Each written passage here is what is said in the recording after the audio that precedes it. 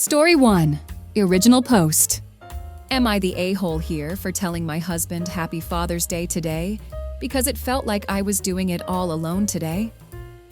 This morning, I woke up early to order myself coffee so he could take our son to pick it up and surprise me. Then they went to the grocery store and thoughtfully picked out my favorite breakfast and came home. My husband made half of the breakfast and then asked me to make the other half. No problem. He acknowledged that he was asking me to do the work and still taking credit for the benefit of our kids' experience and memories.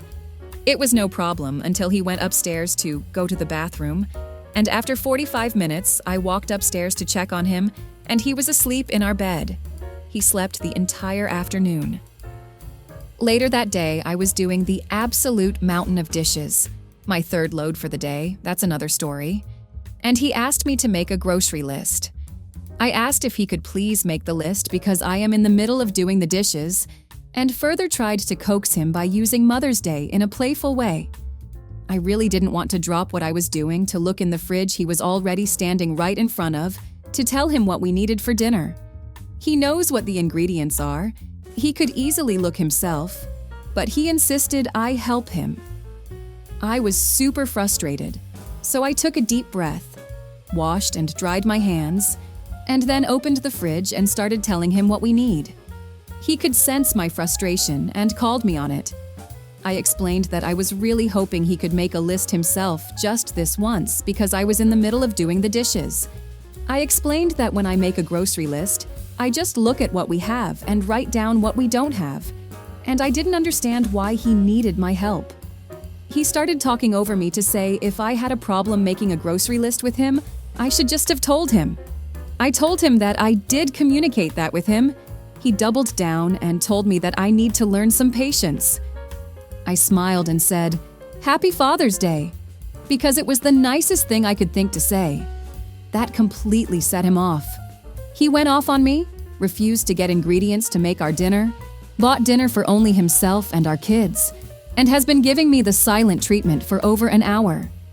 He says I went too far. Am I the a-hole? Edit to add, wow, I did not realize I was going to wake up to so much to read. Thank you for all of your feedback. I have been enjoying my self-brewed coffee this morning and taking in your responses. I have a lot to look over and think about. I know divorce is the obvious answer. Edit 2. No, divorce isn't the obvious answer for this specific incident. I mean, the idea of divorce is not solely based on this one specific incident. Several people have commented thinking everyone is jumping to divorce based on this one situation. It is more complex than this one day. No, I'm not using Reddit as a poll for whether or not to leave my marriage. Both of our mothers are dead, unfortunately. Our children are 6 and under. It is common for parents to help and facilitate the day. 6-year-olds and toddlers can't be responsible for celebrating their parents. I didn't expect anything from him. I know it's just a Hallmark consumerism holiday. People who have commented are correct in saying that this incident is just representative of every other day, but magnified by the fact that Mother's Day was a particularly crappy day to choose to be particularly crappy. I felt like maybe I was the a-hike for making the petty comment. I am neurodivergent, and sometimes I have trouble picking up on if I did something wrong that I maybe didn't realize was wrong to say or do. I appreciate all of the anecdotes of your strength and ability to move forward after leaving an exhausting marriage. It is inspiring. Edit. Answers to your questions. Update 3. Since Sunday, I have not lifted a single finger for baby Sinclair, my internal nickname for him. Unless it directly impacts our kids, every time he requests my help or to do something for him that he can do himself, I just use my absolute sweetest voice, let him know he doesn't need my help, and I believe in his ability to complete the task himself. Then I smile and walk away. The third time I did this, he said I was making him uneasy. I could not help but to laugh, which made him announce that he felt more uneasy. I know it wasn't kind, but I calmly told him he is a pathetic human. I told him I'm sorry it has to be me, but someone in his life needs to tell him to grow the F up. I told him I care about him and I love him, but I will not tolerate being treated with disrespect even one more day. He said I am abusive. The actual audacity. I spared the divorce conversation for safety and because I have said many times before I want to leave and financially it isn't possible right now. Side note, I tried to leave last year because he was making me feel unsafe and his behavior was erratic. I went to the emergency room in a mental breakdown and told them about the abuse, which they noted in detail on my file. They asked about any plans to escape, and I told them I had it covered, and answered their questions about my plan. I had been planning for our escape for a year leading up to this. They told me they had to document the reported abuse in my file. I asked them to check my chart to make sure it is not tied to his account. They looked at it in front of me and said they made sure he wasn't on my emergency contacts or attached to my chart in any way. But then, guess who got an email with my chart notes detailing his abuse and my exit plan before I even got home? I had to cool things down and start over with a new plan that I kept entirely to myself. At this point, though, he knew I had saved up money to leave, so most of my savings was depleted within a couple of months. I eventually left with our kids with far less savings, and it didn't take long for me to realize I could not sustain the cost of my original bills, still in my name, and new bills in addition to legal assistance and the overall cost of starting over. Our leaving caused him to spiral, and he went back to therapy. Soon after, we started to dip our toes into visiting each other, mostly because I didn't want to leave our kids with him. We stuck to outdoor public activities as a family. He has always been able to wear me down and talk me out of a divorce, and this ended up no differently. Even though I know I'm not an anomaly, I felt ashamed and like a complete failure for going back. Surprisingly, he never actually changed. End of side note. Anyway, back to present day. I began to gray rock to throw off his cycle of attempting to rope me back into the argument from the other day. I have calmly listened to him gush over his love for our family and how much he loves and appreciates me and thinks I am an amazing mom. He says he loves me, but all I hear in my head is his voice screaming effing B at me. It all sounds so obviously disingenuous. I told him his words mean literally nothing while his behavior is the same. It's like saying waffles have legs. It sounds unbelievable, and if I don't see it with my own eyes, I'm not believing it. I told him, regardless of if in the end we stay together or not, we need to go back to therapy as a duo and separately. I told him he needs to take steps today to move forward with therapy and treating his mental health appropriately. He agreed, but no evidence of walking waffles yet. I am surprised at my ability to completely refuse to do anything he can do himself. I'm more surprised that he's actually doing the tasks himself. I have tried this before, and he ultimately bullies me into doing the task. Not this time. He keeps complaining about his results in ways that are so juvenile and manipulative, always leaving the impression that if I had just done it for him, it would have been done correctly. I just smile and tell him he did a good job with the task, and tell him that it sounds like he needs more practice and eventually it will become second nature. I am feeling his attempts to make me miserable, but it is rolling right off of me, at least for now. I cannot express enough how much I appreciate the support and validation here. I appreciate the married people who have shared what their day was like on Sunday, and every day, as a healthy couple.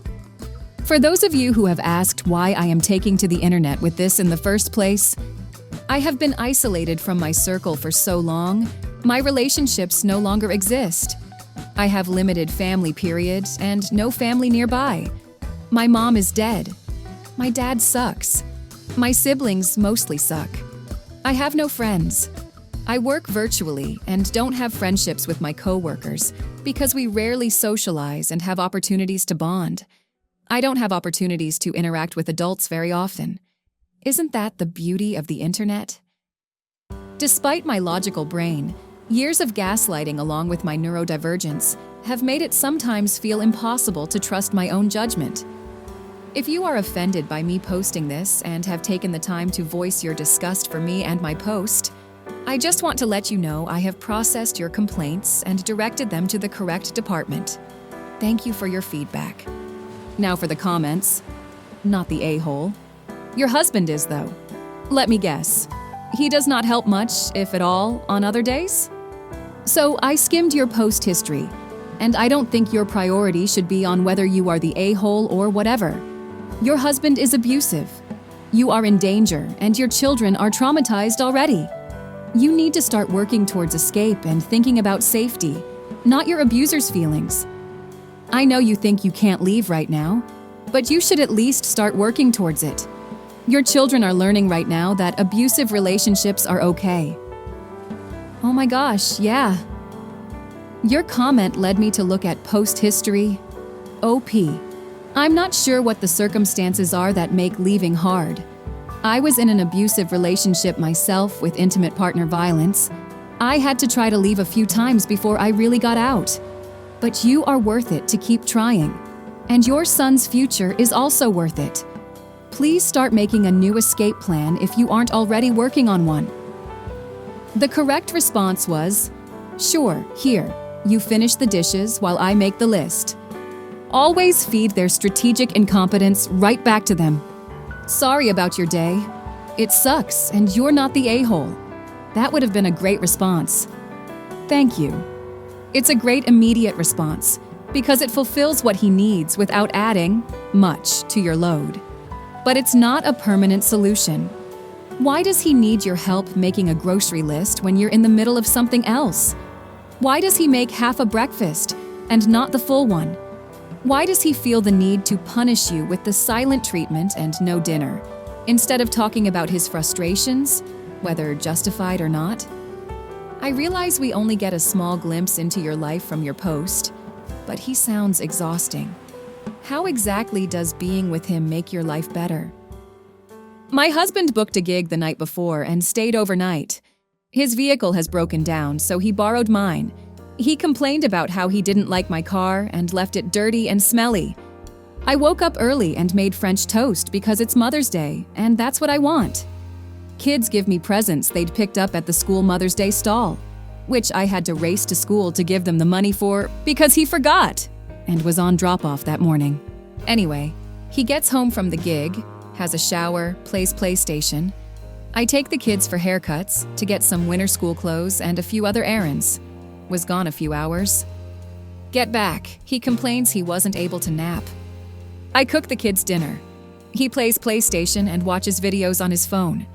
He has two things he promised to do: make me dinner for Mother's Day and print out the tax forms. He's had ages to do but hasn't yet, and the appointment is first thing Monday. Complains to me he can't possibly both because I've only been home 6 hours. He stomps about the kitchen trying to come up with dinner because he's changed his mind about what to cook, even though I've already bought all the ingredients and I had picked what I wanted for dinner. I chose steak because it's the only thing he can cook. Until I say, don't worry, let's just get takeout. He's on board but is upset he has to go and get it. I'm shocked he's still sober enough to go and get it. It's usually on me because too many beers. I put the kids to bed. He complains that Mother's Day puts so much pressure on him. Anyway, I'm divorcing mine. If he wasn't around for Mother's Day, I'd have done exactly the same thing effort-wise. But I would have dealt with a lot less complaining and making everything about him. That's not the only reason I'm divorcing him, but it's all of a similar theme. It's not just you. Just thought I'd share what I'm planning to do about my similar situation. Not the a-hole. Update. 246 days ago, I posted asking, am I the a-hole here for telling my husband Happy Father's Day today because it felt like I was doing it all alone today? I knew I was in an abusive marriage, but I was stuck. I continued to be stuck until it escalated beyond return. I wanted to update to show how things can escalate. The very next month after my original post, he pushed me down backwards on the stairs. The month after that, he started threatening his life if I didn't stay with him. The month after that, he started looking into buying a gun. The month after that, He was physically extremely violent to me in front of our kids, and emotionally violent towards them. Police were called multiple nights in a row. My kids and I have been staying at someone else's house since mid-November. We left with a weekend's worth of clothes each, toothbrushes, and some of their favorite toys that I could quickly grab. We are starting completely over, and it feels very weird. From my previous post, he drained the savings I had accumulated to escape with my kids. I am in the process of finding a new job and have a GoFundMe open as a desperate attempt at leaning on community. As weird and scary as this process has been, I have never felt safer. My kids have never been happier. Now for the comments. Best wishes to you and the kids. Are you able to talk to any lawyers working with nonprofits or similar? You need legal aid. Good luck. I have been in contact with a women's association here that has legal counsel, but it's limited. Right now, I have a protection order that is valid for the next few months and continuing to work towards officially divorcing and an official parenting plan. Thank you. Good to hear. But that man also has financial obligations to the kids. At least, you two, I'd guess. He has to answer for that. Again, good luck. Absolutely. I am working on that as part of proceeding with the divorce. As far as starting over, try your local Facebook Buy Nothing group. Everything is free. You will be amazed at the things you can get. You can do an ISO, in search of, and ask for specific things. Do not be afraid to explain your situation. People want to help. Just search Buy Nothing. If your city doesn't have one, try a neighboring one. The one I belong to is unbelievably generous. When my mom died, I had to empty her house and gave just about everything away on Buy Nothing. Good luck to you and your kids. The most dangerous time for anyone leaving an abusive relationship is during this time when the abuser is desperate and knows he is losing control. Do not let your guard down. Make sure family, friends, and authorities, plus your kids' school officials, are aware he is dangerous. Thank you. That is why we left so far outside of our main community. It is absolutely dangerous. I was in a marriage with an abusive narcissist, and you can skate by being fine for a long time, but there is that situation that flips everything forever, and you have to get out ASAP before something really disastrous happens. One day after faking the everything is good as normal routine as I worked in shadows trying to get my freedom. One day, I let it slip that how I thought of him. I was on the street within days, cops and courts. I'm still not divorced, but haven't heard from him in 2 years. It is absolutely jarring how they can flip so fast. They make you feel like they just had a momentary lapse in judgment. Story 2. Am I the a-hole for telling my dad? His grief doesn't get to dictate the name my wife and I chose for our children? My dad and I, 28 male, have a complicated relationship. He was divorced from my mom when I was only a baby, and she died when I was very young, 5. He was already remarried and had another child when my mom passed away, and I think he expected with time that I would forget about my mom entirely and assimilate into his new family like they were the only one. There was also a big effort to ignore my grief and to expect me to move on like nothing happened. The only time this was ever truly mentioned was when I was 13, and he sat me down and asked me to ask his wife if she'd adopt me. He told me she wanted to adopt me, but didn't want me to get angry at her for asking because I still had a photo of my mom in my bedroom, and I talked about her still. During that little talk, he made a point of saying his wife had raised me far longer and had done everything a real mother should. So it was time for me to acknowledge her in that role and position in my life and make it official. When I said no, he threw a little tantrum, stomping his foot and pouting before he left the room, and he never mentioned it again. But that strain could be felt. His wife died 3.5 years ago. I was engaged to my wife at the time, and we were planning our wedding. 6 months after her death, Dad asked how I could move forward with the wedding planning. I told him I still wanted to get married. He said he couldn't understand it, and he thought the wedding would be delayed for years. I told him that wasn't happening. He never said anything about it again, but I now know he held it all in. And now it has come to the surface again. My wife is pregnant with our first child, our daughter, and we have agreed to name her after my mom. My wife wanted a nature name, and my mom had a nature name, so it worked perfectly for us. We haven't announced this yet. During a family dinner with my side, one of my siblings asked if we had a name yet. I said, maybe. We weren't saying for sure until she was here. My dad said we all know the baby will be named after his late wife, and there's no point in hiding it. I told him he didn't know that at all. He lost his temper and told me if I had any respect for our family, that is exactly what I'd do. He told me he's grieving. My siblings are grieving, and I should take that into consideration. I told him that has nothing to do with what we name our child. He wanted to talk one-to-one, and I agreed to do so. He told me if I'm hiding the name like that, then I must be naming my daughter after someone else, likely that woman, and how I was inconsiderate to consider such a thing when his wife had raised me and his wife had died in the last 4 years. He told me a good son would take this into consideration and honor the woman his father loved, the woman who raised him as her very own.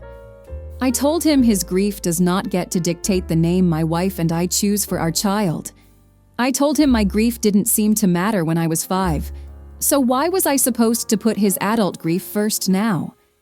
I told him there was going to be no more talking about baby names because it was none of his business. He has since accused me of invalidating his grief and being insensitive to it. Am I the a-hole?